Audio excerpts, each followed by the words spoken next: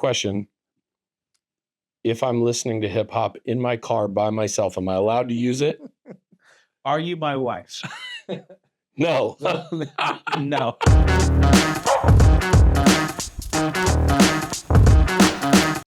Hey, everybody. My name is Ginson Speich, and seems like everybody has a podcast today, so that's what we're going to call this. Everybody has a podcast. And today I am sitting with my good friend, Mr. Ben Jones. What's up? We've been friends and colleagues for quite a while, and today I just want to have a candid discussion on race in real estate.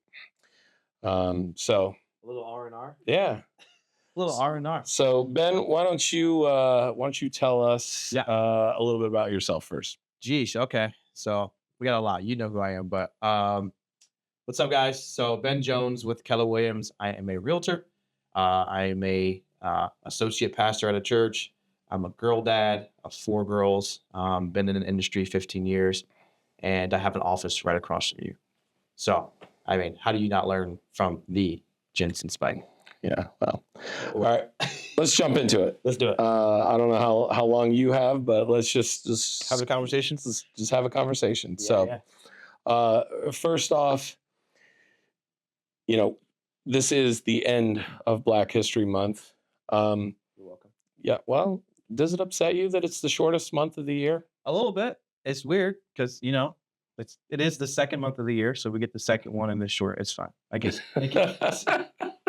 It's so bad, but yeah, it is what it is. We have a month, which is fine. Yeah. All right. How many months do you people have? Other people will say we have all the other months. Yeah. But June we don't have anymore, or at least I don't. I don't either. But we have friends that do. We have a lot of friends that do. Are you sure you don't have that month? I'm positive I don't have that. And that's month. longer than Black History Month. It is what it is. Yeah, but it actually is my month, and my wife will tell you because my birthday is in June, and she says I celebrate my birthday all month long. What do you do when you celebrate on that month stuff? That's the question. I'm usually down in the short north, so it kind of goes hand in hand. I knew you were gonna answer that one. That's the funny part. So like I guess generally speaking, and I don't have the numbers. This is just an off the cuff conversation, but like I would say that a predominant majority of realtors and people in our industry are white. Wouldn't you agree? I would actually narrow that down because I did research on it when I was teaching a social media class. And I say this because I think I have so far to go, but I have some traction. So people are like, hey, could you teach this class?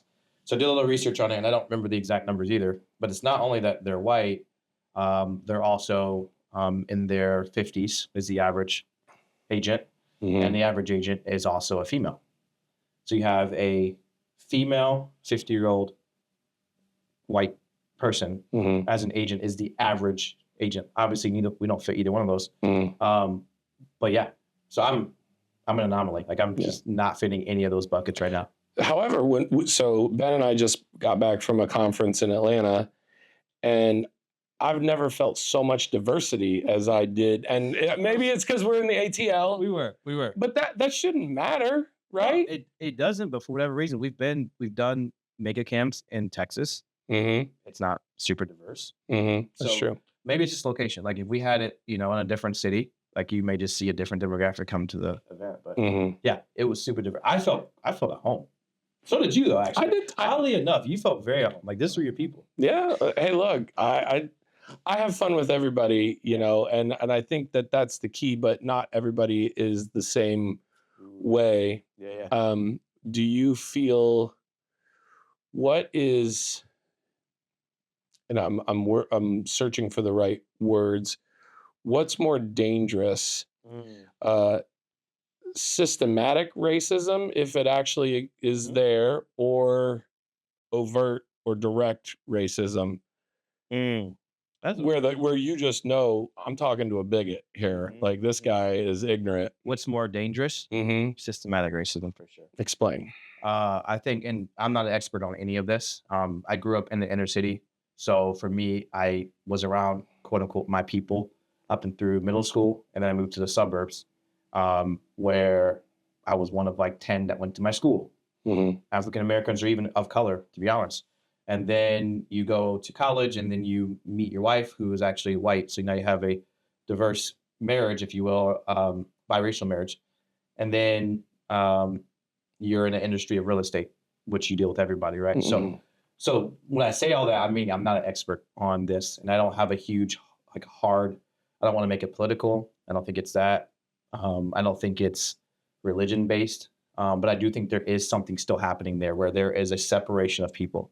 Um, to answer your question, I think systematic racism is going to be more dangerous because it's so. Oh, it's one that you just don't see coming. Mhm. Um, but it can be dangerous for both sides. Right. So that brings me to another question. Do you ever find yourself in a situation or a neighborhood where you feel very uncomfortable? Because of the story I just told you of all those different avenues I've walked in, not Mhm. necessarily. Right. But there are a lot of people that struggle to um, mesh with different feelings. Great example. We both talked about a house that's in New Albany.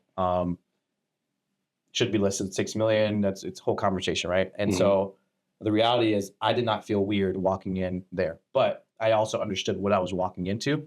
So I put a suit on.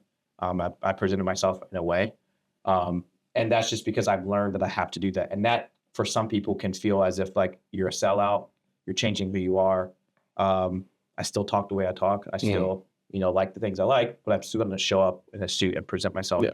Um, but then I'll go show a house, and we both do this too. We'll go show a house in a different area of Columbus where you don't go out past 8 p.m. And same thing. Right. I'm not going to wear a suit, but I'm going to wear something, polo, something. Mhm. Um, and so I wouldn't say that it's racism. I would just say that it's an idea that you have to look at culture more. Well, there's also street smarts, because Yeah. I started in 2008 in Chicago and I ended up showing investment properties on the south side of Chicago where no one looked like me. This is what I'm And the saying. sun goes down at like 4 or 5 o'clock. And so it's dark before anywhere else in the country, Yeah. just because it sits on the central time line. So you start feeling the sun go down at 3:30. And so it's dark, Yeah. and then you're on the south side and you look like me, and it could be unnerving to people like me, white people, Yeah. but because of how I grew up Yeah. in the neighborhoods that I grew up, it didn't bother me because you keep your head on a swivel, you don't act a fool, you don't look the wrong person in the eye, and Yeah. you do your job, you get in, you get out, Yeah. you know. But I think that's a great conversation though, because is that awareness, or is that racism? I think that's something that because we use the word racism a lot. We use stereotypes and um, what's the other? I mean, we use a lot of different words that try to define this whole conversation of race and our differences, and usually in a negative light, right? Mhm, Racism, those kind of things. Prejudice is the word I was looking for. mhm. Those things you just mentioned, the things I mentioned, going into a house in New Albany or going to a house in a different part of Columbus, none of those have to do anything with racism. Right. But I think it's just a difference of culture, and it's being aware of your surroundings. Yeah. Same thing if you and I were to go into China. Mhm. We're not being racist because we're confused of where we're at. We're going to try to assimilate to their culture. We're going to try to figure out, okay, that sign says something in Chinese. I don't read Chinese. Not up to you. No. No. So you're going to have to try to learn the language of the location you're in. That's not selling out. That's figuring out your bearings. I don't think that's racism. Right. There is legitimate racism, which I've experienced in my life, which I'm sure we can talk about some point. Um, but that's not. I think those are two different things. But I think what I was kind of alluding to was kind of a racial component of showing houses in the South Side because there are no people that look like me Sure. living there, very little, Yeah, yeah. but it's also crime. It's crime, and it's Against not you. and it's not a color of people or a culture of people. Yeah. It's just straight up crime. South side of Chicago is I'm not like going there. it's a war zone. Yeah. Okay. But there are certain neighborhoods in Columbus where we're currently at that are full of people that look like me, except for they're going like this and running around like crackheads. Right. And those people scare me more, and they're my color because they're it's not color. tweaking. They're tweaking. And so I agree with you. I think crime and socioeconomic status Yeah. is a very uh it spans color. Yeah. It's how were you raised, where are you on the, economic ladder is what really kind of. It's weird, man. Because I've had this conversation so much, which I love. We're having this conversation because I've had it so much. Because politics come into everything, Yes. race comes into everything, social economics and status come into everything, and I think we're in a culture that don't have these conversations. One, and then number two, I think we're in a not a culture, a generation where, if I can be just real on this Mhm. podcast, Yeah. that's not really a podcast, but it is. Everybody's got a Everyone's podcast. got one. If I can be real, I think we're in a generation where people are looking for identity Mhm. because we've put our hands and our faces into these phones, and once we come out of these phones, we need something to give us validation. We need something to give us identity, right?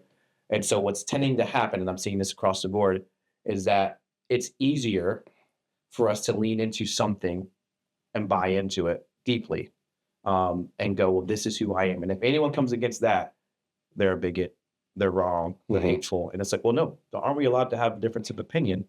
Um, and so I think we've got to get to a point where we are validated on our own and then we have opinions about certain things. I think that's more important than us always finding something to argue about. This any celebrity comes on and there's an issue, like, Mhm.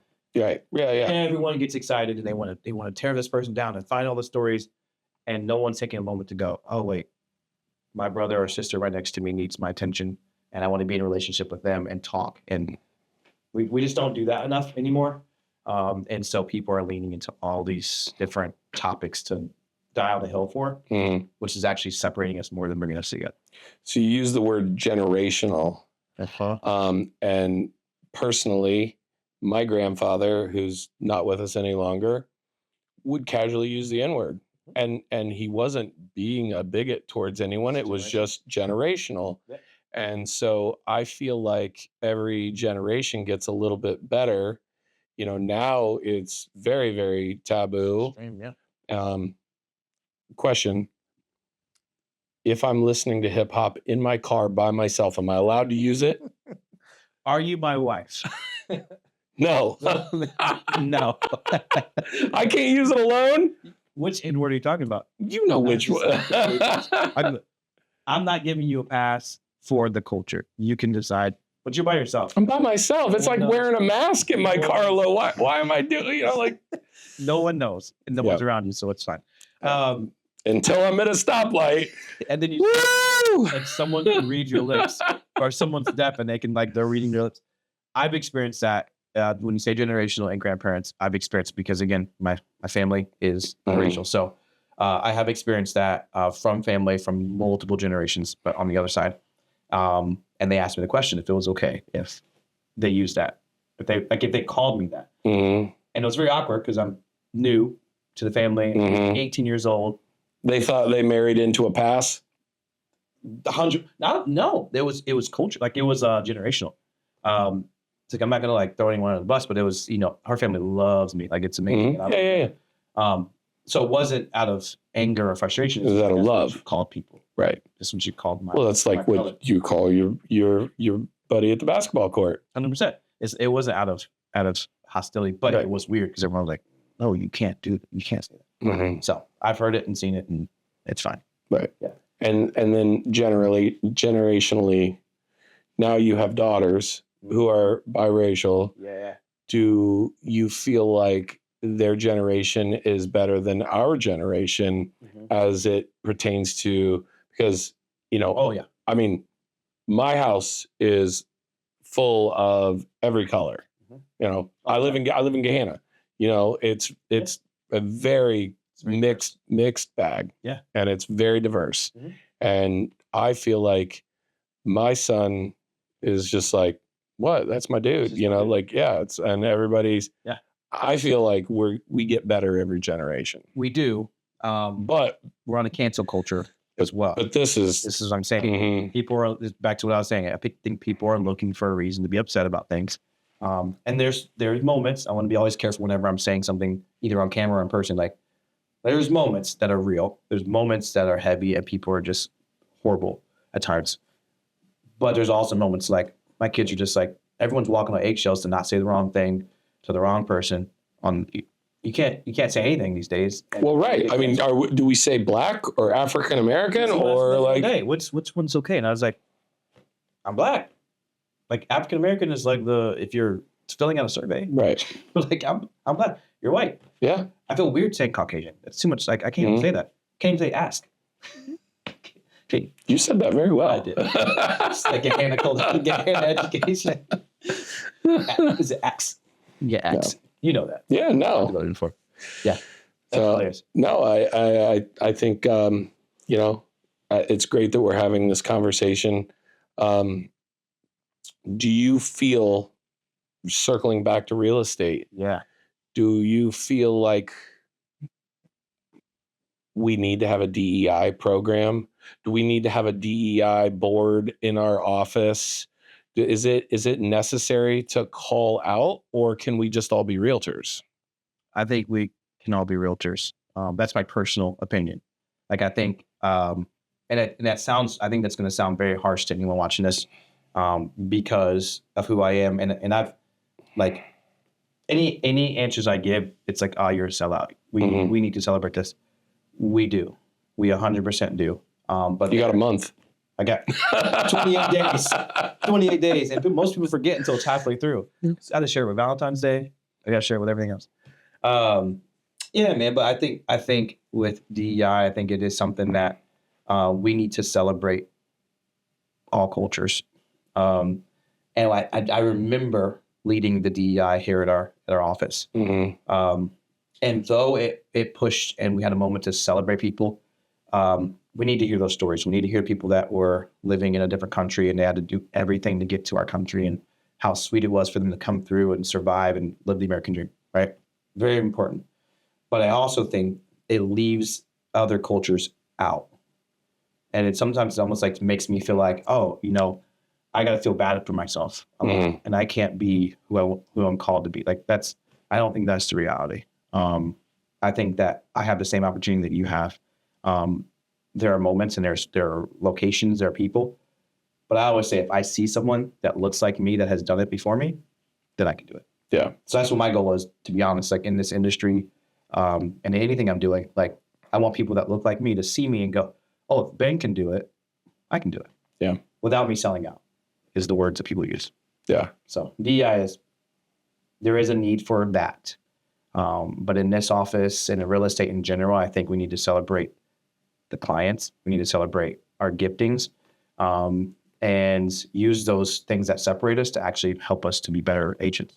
So DEI is a component of our office or Columbus Board of Realtors or even NAR or OR, that's more of a celebration. How do you feel about it in the hiring processes of people? And I think that's where I was going with that. So I think having it in an office to celebrate the cultures of something, I think that's cool. Like we went to family reunions for Kelly Williams in Atlanta, you're talking about. Mm-hmm. And I even saw on stage that, they had an inspirational morning and they had, I'm a Christian. And so they had a Christian prayer, but then they had maybe 6 or 7 other people that said, had their prayers and those kind of things. And so that was a form of them going, hey, we understand there are other faiths and other people here that we want to at least include and have a conversation with.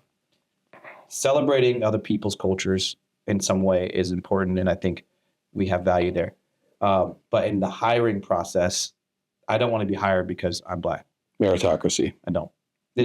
That's what it is. Yeah, 100%. It needs to be, but sometimes it's not. It's in that I want to be hired because I'm a good agent. And I think that's where we got a pendulum swung too far one way. Yeah. Where it was like, we're not giving these people enough opportunities, so let's mandate opportunities. Yeah. But then we kind of lost something. And I love what they're trying to do. I think it was needed. There was a push to go, hey, there was not opportunities in these spaces for people of color. Mm-hmm. We need to open it up. And I think that's what was needed. But to your point, I think it went too far. When now you go, and people use these analogies, you're a doctor. I don't want you to them to hire a doctor because he's black, and now he's doing heart surgery on me. No, like I want him to be hired because he's a great doctor, and the fact that he's black is cool. I get to see someone that looks like me work on me. Yeah, but not because he's black. That's just a byproduct of who he is. Yeah.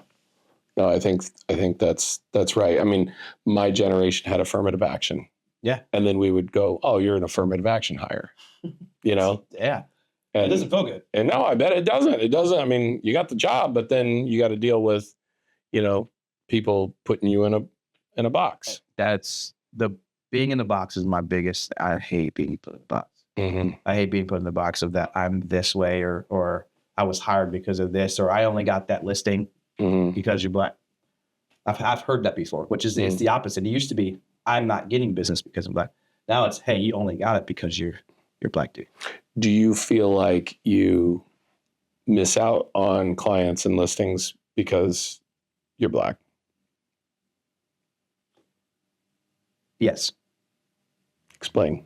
So starting off in business, my main source of business was like SOI, sphere of influence. People I know, people that are friends of friends, friends of family, that are just calling me. They already like me. They love me. They already trust me. So they're calling me to do that. As I've grown, that net is becoming bigger and bigger.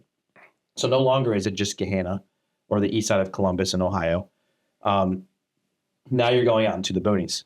You know a story about a chicken. And not what these people are trying to think when I say chicken every time. But a chicken on a listing video. And I have an investor who purchases all throughout Columbus, Ohio. And he said, hey, man, I appreciate all your work. I actually have a house out in the middle of nowhere. He didn't say, I can't even remember where it's located, but it's an hour and a half out. When I went out there, you're talking Amish buggies. You're talking, there's not a soul that looks like me. And it's far out. And so there's two things that happen with that. I have the listing, which is great because he knows me, he trusts me, he likes me. But starting off in business, I know you don't do this anymore. I put my face on everything, on everything. So yeah, my face on a for sale sign in the middle of nowhere, and people driving by and going, who is that? Like, how did he get there? Like all the things, right? And I'm assuming that's the conversation. So my thought was, and this sounds so horrible to have to do this, but my thought was when I get listings out there in those areas, I probably shouldn't put my face on my sign because it could deter from the listing because they're focused on who's actually the listing agent. That's sad. That's unfortunate. Go ahead. But perception is reality. Yeah. And then unfortunately, I mean, it's not going to change overnight. Nope.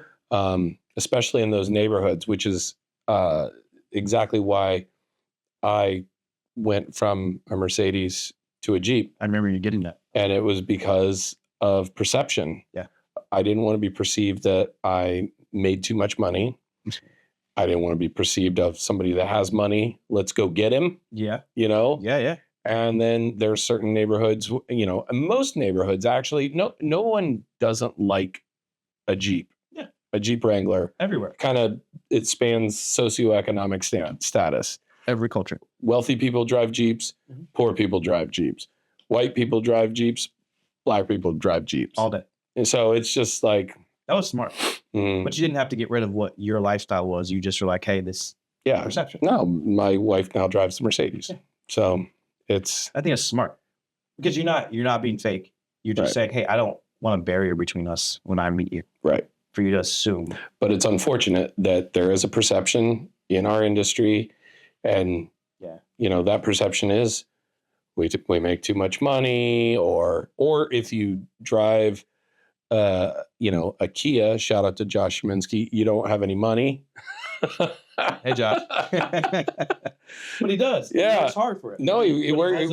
Right. And he lives in Blacklick and does just fine. He's the TL of a market center and doesn't need a car to validate who he is. Right. And that was me starting off because I also had a Kia when I started.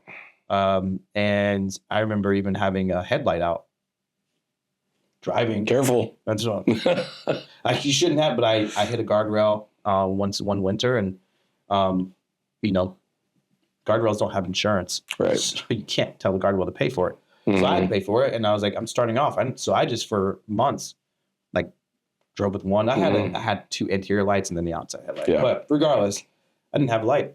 And so I'm pulling up to listings. I'm like, I'm gonna park down here. Yeah. I'm not gonna, because perception is reality, what you're saying. And it is unfortunate because that's an easy thing to fix. But when it comes to like who you are and how you look and how you speak, yeah, people have their preferences, unfortunately. So I don't want to drone on too long, but so is there anything we can do to fix the perception of what things are right now, and how could we make things better, in your opinion? If you get to wave a magic wand, how do you fix things? Live in the gray area. And people used to tell me, if you don't stand for something, you'll fall for anything, right?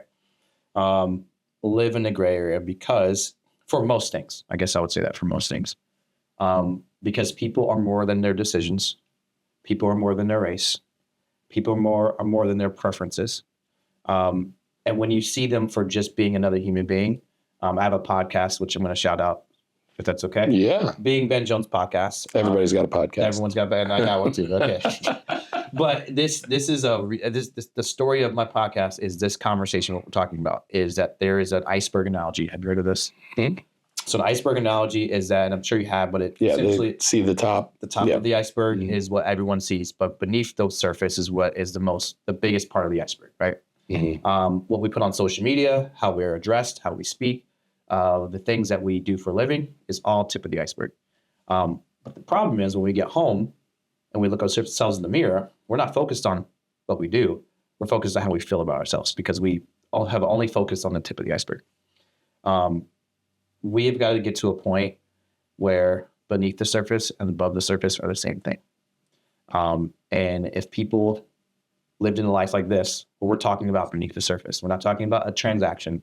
We're not talking about this joke we saw on Instagram. We're talking about real life stuff. If people had more conversations like this, I think we would be in a much better place. But it won't change overnight, number one. Number two, there's still going to be crappy people that judge you just because of how you look. So you have to be okay with that. The world sucks. In the way of like, it's just that people are rough. People have opinions. So you have to be okay with that, but then also go, let's have conversations with people that are around me. Just dig it out. Have a conversation. Well, I'm grateful for our friendship. I'm grateful for you. I appreciate having this conversation. You've got 3 cameras here.